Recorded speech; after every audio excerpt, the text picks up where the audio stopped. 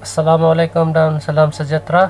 Seperti yang saya cakap di channel tadi,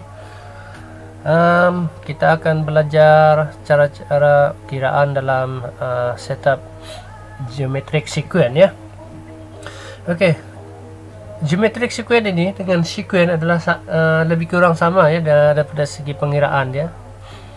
So untuk nak dapatkan geometric sequence itu, dan untuk lebih paham, kita akan mengira bermula daripada sequence, iaitu mengira retracement, supaya jalan cerita nak dapatkan geometric sequence itu lebih kita faham.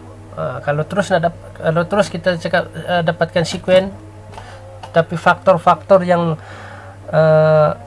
yang mewujudkan geometric sequence itu, kalau kita tak bincang lebih detail, nanti semua jadi blur pula. Okey, hari ini kita ambil euro Jepun. Seperti biasa kita akan kira dia punya arah trend retracement dia dahulu ya.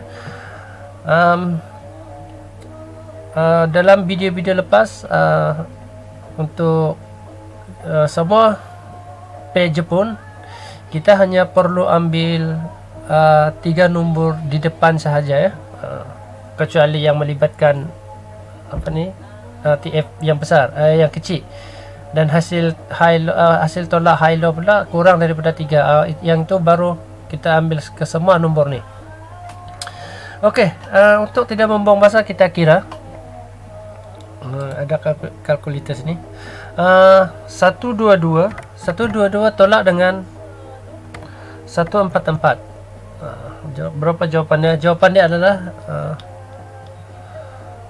20 berapa ya? Kira balik. 122 tolak dengan 114. Jawapannya adalah 8 ya. Jawapannya adalah 8.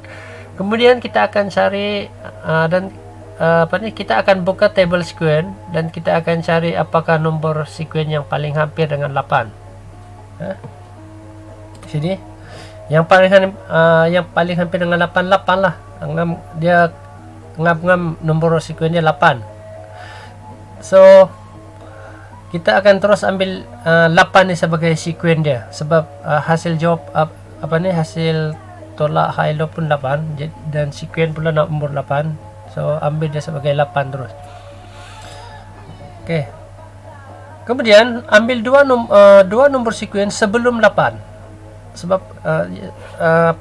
seringkali bila kita mengira sequence ni, yang pertama yang kita kira adalah retracement ya. Jadi kita akan ambil nombor yang sebelum 8 ini. Jadi dalam table sequence ini, dua nombor sebelum 8 adalah 3 dengan 5. Jadi min sequence adalah 3, 5 adalah maximum sequence. Okay. Kemudian kita tengok pula keadaan retracement ni dalam keadaan uptrend. Bila dalam keadaan uptrend, artinya low tambah. Retracement uptrend, low tambah. Retracement downtrend, high tolak. Kena faham yang itu ya. Okay. 114 campur dengan dua nombor sequence tadi. 114 campur dengan 3. Jawapannya adalah 117. Okey, 117. Kita besarkan graf ni supaya senang.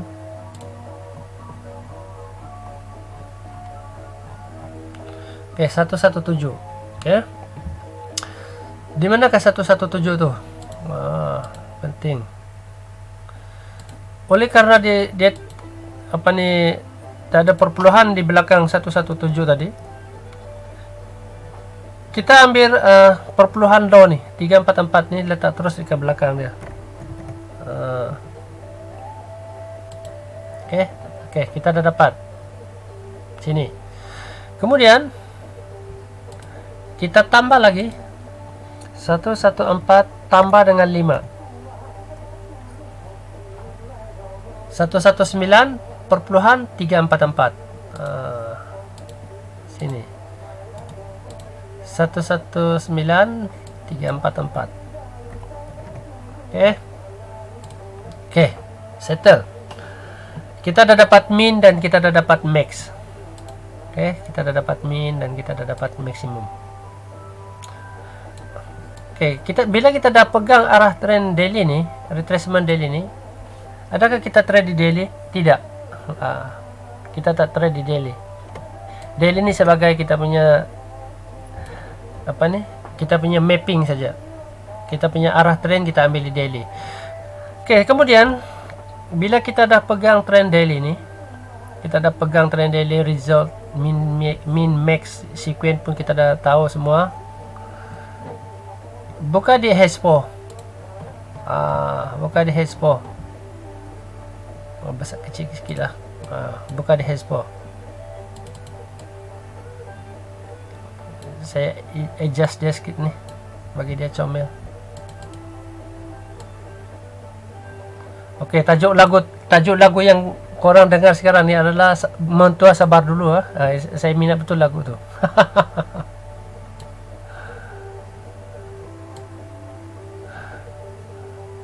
Ini adalah min, ini adalah max. Sekarang kita bercerita pasal geometric sequence sekarang. Bila kita dah pegang min max ni, daripada law ini, trend tidak akan bergerak secara lurus terus ke min sequence ya. Dia price tak akan buat macam tu. Dia akan membuat web. Web ini daripada law ke min sequence, saya tulis ini min sequence.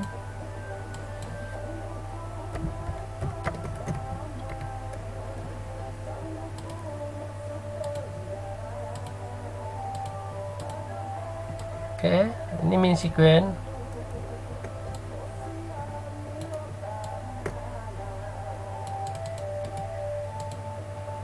Dan ini max sequence dia. Max sequence dia. Daripada law ke min sequence, price ya seperti yang saya sebut tadi, price tak akan bergerak secara lurus. Dia pasti ada web yang berlaku di tengah-tengah perjalanan ke min sequence.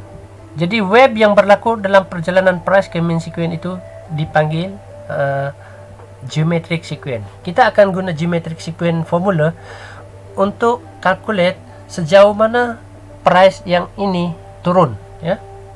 So cara dia mudah saja tuan-tuan ya. Cara dia mudah saja. Ambil ni yang ni. Saya tukar color dia dulu.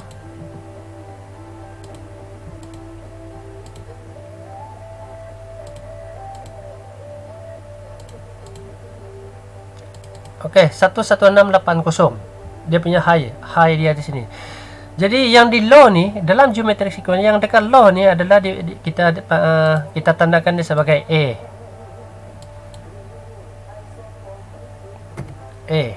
Ini A. Besarkan sikit lagi. Ini A. Dan yang dekat high ni pula adalah B.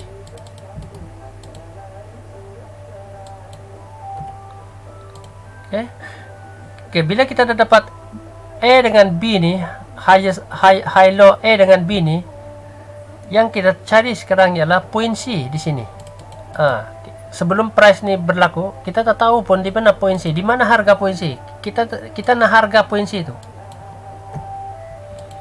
Di mana harga point C? Cuma hanya kira saja tuan-tuan ya. Kira saja. 116 tolak 114. Cuba kita kira.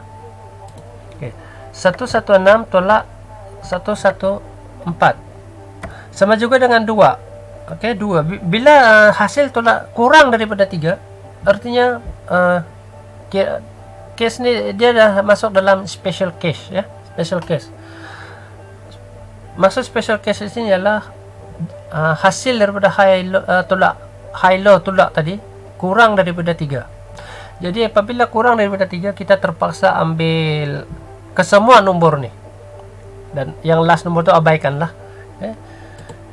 So kita kira semula 11685.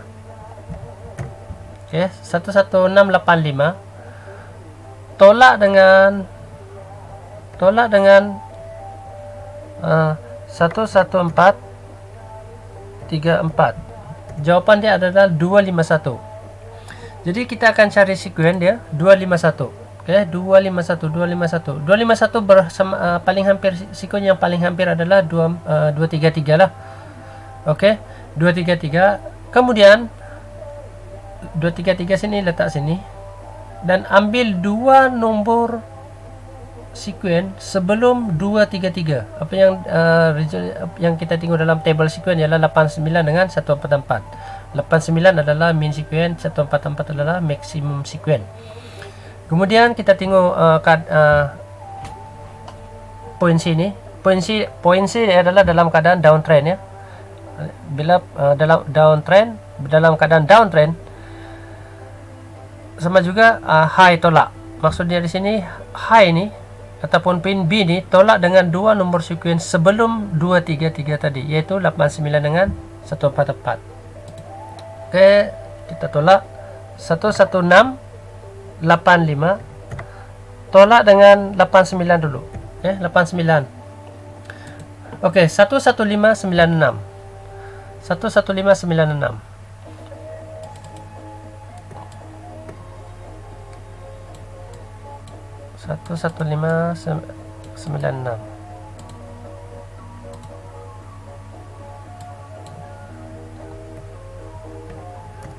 Sini.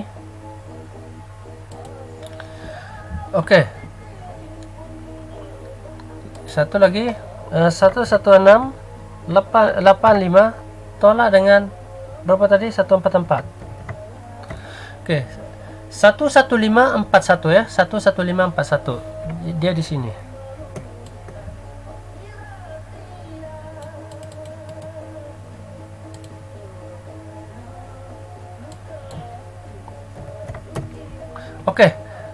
Point C adalah maksimum sekuen ya, teman-teman. Point C adalah maksimum sekuen. Yang ini kita padamlah, kita tak perlu pun yang min tu. Sebab min tu bukan point C. Point C adalah maksimum sekuen. Dia bertepatan dengan di sini ya. Ada tadi student bertanya, ada lebih kurang pertanyaan dia macam ni. Tengok dulu pertanyaan dia tadi.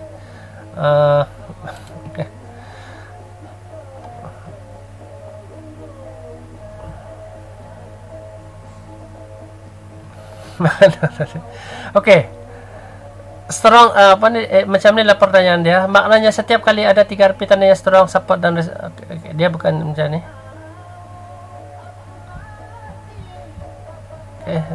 Nanti saya cari balik. Tuan-tuan, point C ini adalah zone SNR yang paling strong ya. Apabila cuba kita lihat, coba kita besarkan graf. Dekat point C ini, dekat sini adalah point SNR ataupun SND yang paling strong. Dekat sini,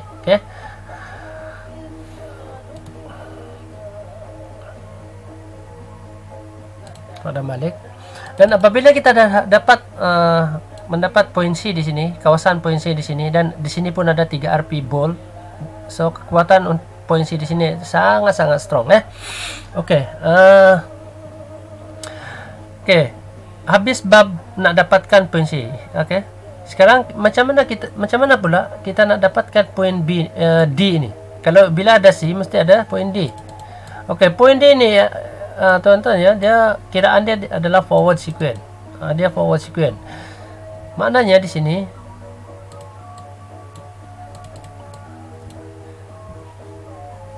kita akan kira berdasarkan high point B dengan low maximum point C tadi. So jangan ambil bulat-bulat harga yang kita kira tadi. Kita kena ambil actual low di point C ni. Ni.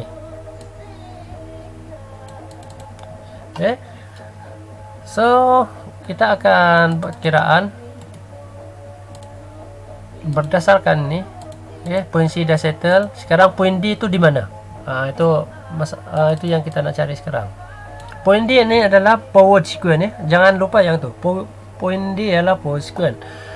Okay, sekarang 116 tolak 115. Jawapan dia adalah 1. Dia termasuk dalam special case sebab jawapan dia kurang daripada 3.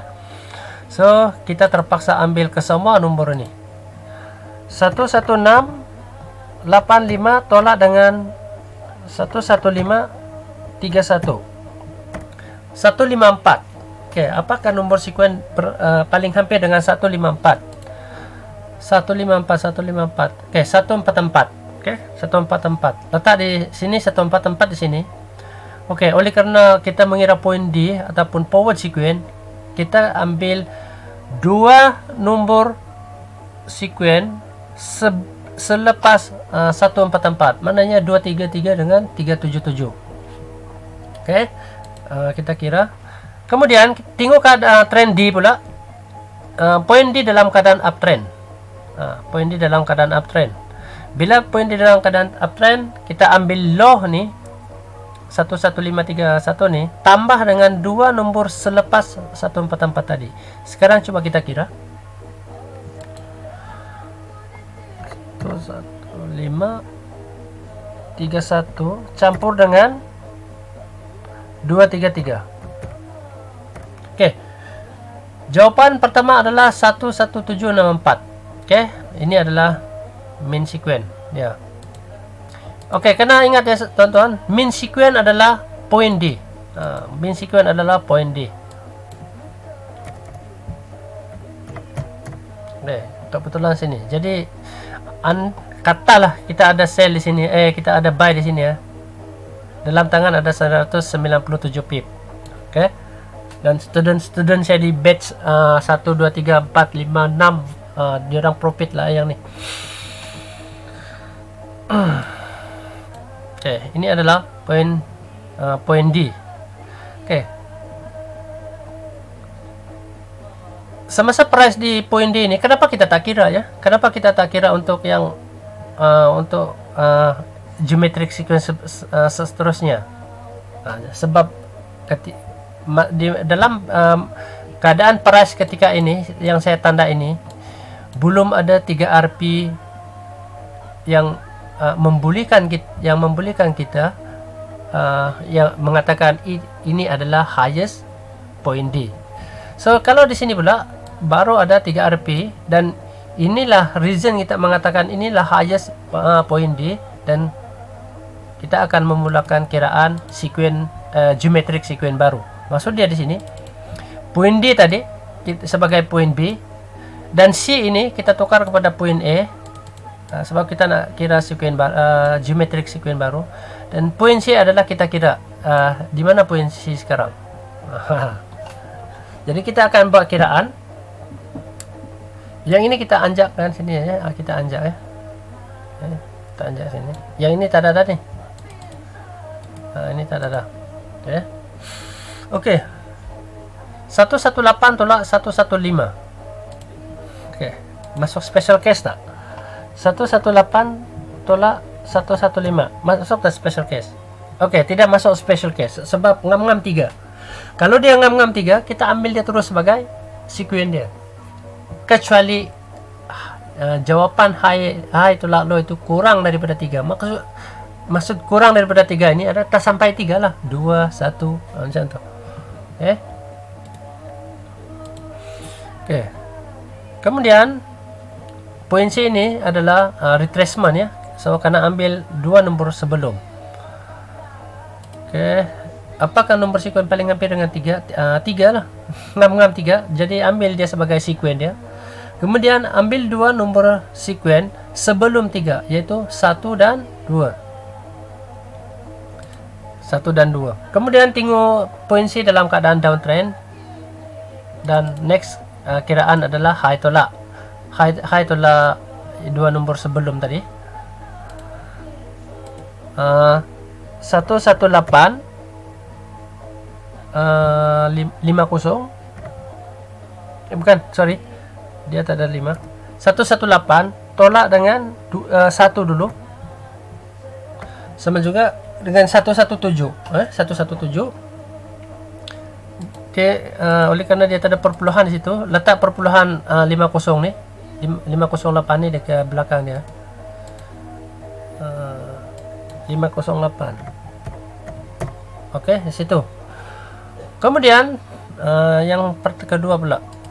Ya, 118 tolak 2. 118 tolak 2. Oke, 116. 116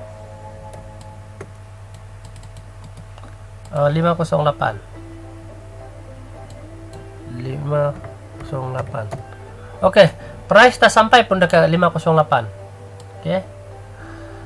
Price tak sampai pun dekat 508. Lepas tu dia ada buat yang ini 3 RP bomb ya teman-teman. Ini 3 RP bomb. 3 RP ni sebenarnya dia ada regular 3 RP dengan advance 3 RP. Karena tunggu silibus 3 RP ni, nanti sama-sama kita belajar macam mana 3 RP itu sebenarnya. 3 RP ni ada masanya kita beli bom, 3 RP bom, maksudnya kita beli buat lot gajah sikit.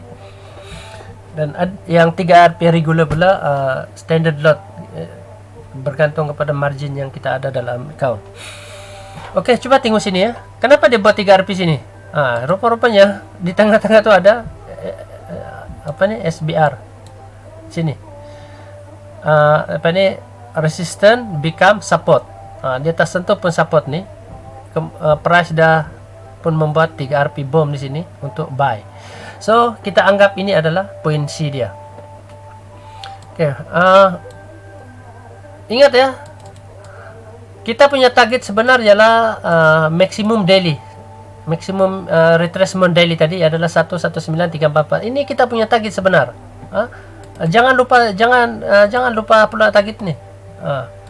Inilah kita punya target sebenar. Okey, penggunaan Pibo, saya dah bagi Pibo tadi ya. Saya dah bagi Pibo tadi.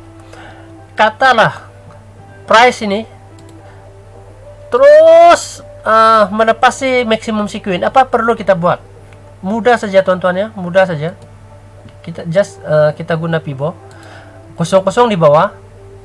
Oke, 00 dekat bawah, 100 dekat atas, dekat highest. Oke, kita akan target extreme level nih.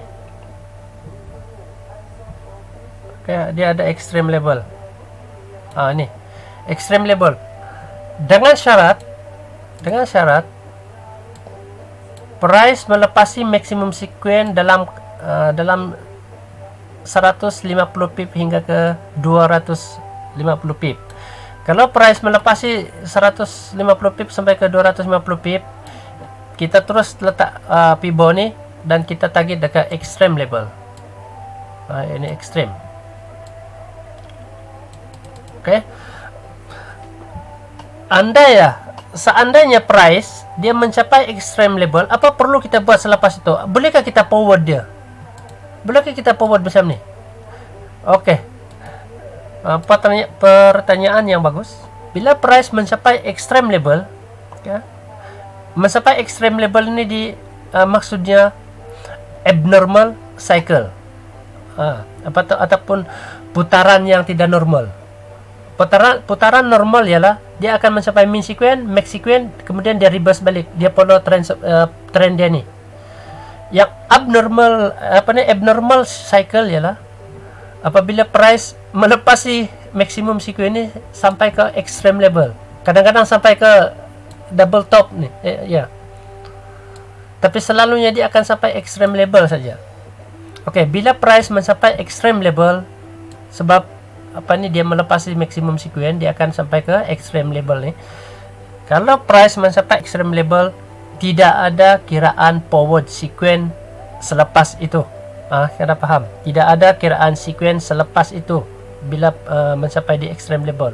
Apa perlu kita buat ialah kita terpaksa kira sequence baru. High to low, retracement, sequence baru. Tidak ada forward sebab dia abnormal cycle. Sekiranya pada hanya sampai di maksimum sequence saja, lepas tu membentuk 3 RP reversal di sini, baru kita boleh buat kiraan forward, sebab dia bukan abnormal cycle. Okey tuan-tuan, hanya itu saja yang yang perkongsian untuk geometry sequence malam ini. Untuk esok, saya akan bagi kerja rumah untuk esok. Saya akan bagi kerja rumah sebelum kita masuk dalam bab divergent math. Divergent ni dia ada kiraan dia sendiri ya. Dia ada kiraan dia sendiri. Contoh, saya bagi contoh sini. Saya bagi hint-hint dulu. Apa ya? Goal. Okey.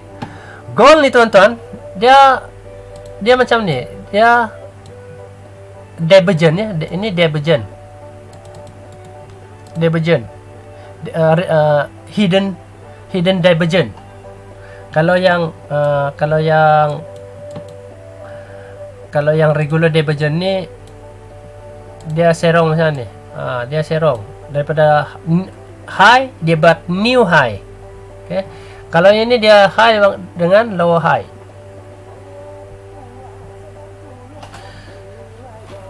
Jadi dia ada kiraan tersendiri. Dia ada matematik. Dia ada kiraan matematik di sini. Kalau nak cari guru di luar tu, diorang tak akan ajar macam mana kiraan matematik divergent ni. Okay? Ada dua cara divergent ni tuan-tuan ya. Satu cara malas, satu lagi cara rajin. Kena belajar dua-dua ni. Cara rajin ni orang yang rajin lah. Kalau cara malas ni orang yang malas lah, tapi cepat. Dua-dua pun result dia sama. Dan tidak ada rugi, tidak ada untung. Sama saja. Okey. Nanti kita belajar esok. Dan esok juga saya akan bagi kerja rumah ya. Saya akan bagi kerja rumah untuk dua silibus yang kita dah belajar sebelum ni, iaitu geometric sequence dengan sequence. Okey, sekian saja untuk kali ini. Kita akan jumpa esok, dan bersedialah dengan kerja rumah yang akan saya bagi nanti.